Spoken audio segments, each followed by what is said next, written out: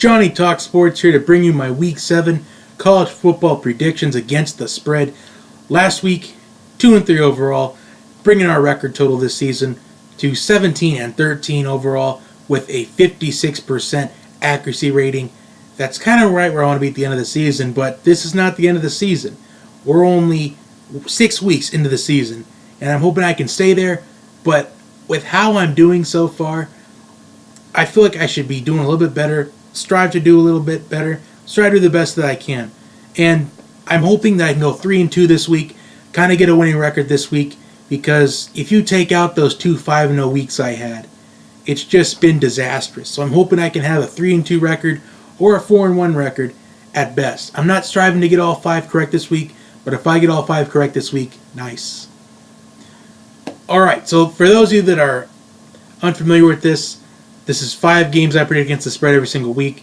And earlier this week, I did my college football Week 7 predictions where I predicted 10 games straight up.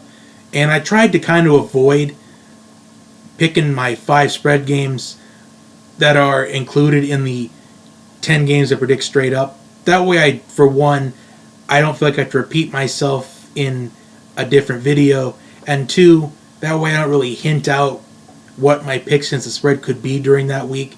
So that's kind of why you see sometimes these random games that I have against the spread. That's kind of why you've seen like random games. Like, for example, there was one week where I had Hawaii +6 over Army, which is not really a game that anybody really cared about, but it was just kind of to avoid games I was predicting against this, like games I was avoiding predicting along with straight up, because I didn't want to kind of hint out what my picks would be. So let's get started with my Week 7 picks against the spread. First pick against the spread this week, Florida -7 over Vanderbilt. I can understand why this line is a little bit low, or it feels like a little bit low. One, Florida doesn't really have that lethal of an offense that what people were anticipating to be with Dan Mullen as the new head coach. And 2, they're coming off an emotional upset victory over LSU in their home stadium.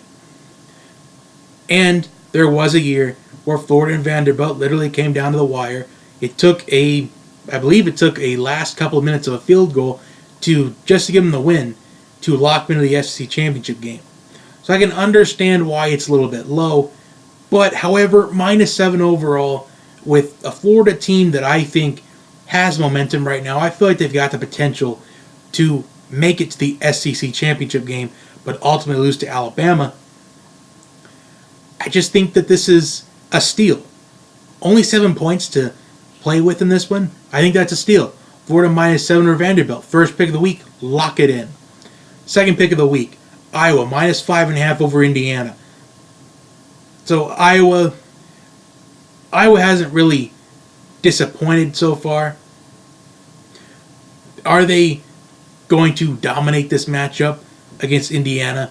Who really knows? Indiana is notorious for pulling off unexpected upsets and playing it close. But I just think Iowa's running game, I think the Iowa defense, I think this Iowa team is improving. I know they kind of had a heartbreaking loss to Wisconsin earlier in the season, but I just think Iowa's running game, it's like they grow running backs off of trees, and I think Iowa's going to be that team, that typical Big Ten team that runs the football until that defense gets exhausted in the fourth quarter late in the game. I think Iowa's going to cover this 5.5 over Indiana. Second pick of the week, locking it in. Third pick of the week, UCF -4.5 over Memphis. Now, I've seen some things on Twitter that says UCF may end up losing this game. UCF isn't as good as they think they are. Well, that could be the case because UCF is in a group of 5 conference. However, this UCF offense hasn't skipped a beat this season, despite not having head coach Scott Frost. The UCF offense is still scoring at a faster rate, if not even a faster rate than last year. It's still scoring points, and I think UCF wins this matchup, covers the 4.5. And something I should have learned from last week, I know I may have the recency bias with picking UCF 3 out of the last 4 weeks, but the thing is, well, Florida too, but the problem is with this, well, it's not really a problem, but the solution is, if it's not broke, then why fix it? It's not broken, so I'm not going to fix it.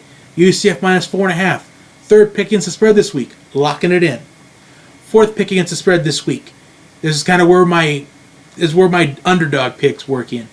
Baylor plus 14 over Texas. And this may come as a jaw drop to a lot of people. Some eyes could be rolling here. But Texas is coming off an emotional victory over Oklahoma.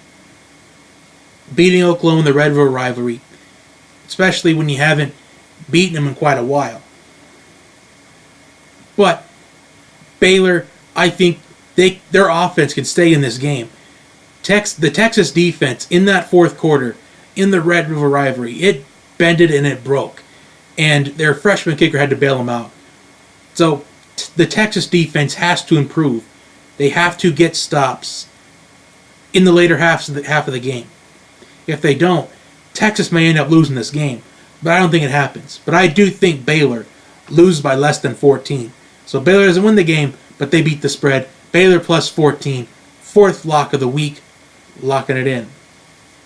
And my final pick against the spread this week. Michigan State plus 13.5 over Penn State. Now, there is a couple of reasons why this line is so high at plus 13.5. Michigan State's coming off a really miserable loss to Northwestern. Penn State is coming off their bye week. And Penn State is going to play with a chip on their shoulder with that heartbreaking loss to Ohio State in a game that they should have won. However, I think this Michigan State defense can keep them in the game against Penn State. I know this is going to be a tough matchup for the Spartans to keep up with Penn State's offense, but I think their defense does just enough to cover this 13.5 point spread. So Michigan State plus 13.5, final pick of the week, locking it in. And those are Johnny's picks.